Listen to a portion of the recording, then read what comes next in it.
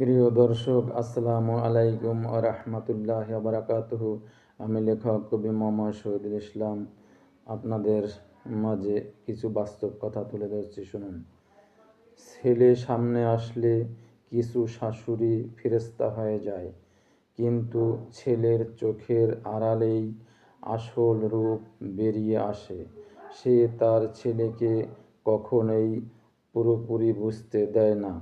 তাই তো ছেলের চোখে মা সবসময় ভালোই থাকে, খারাপ হয় শুধু বাড়ির বউটা।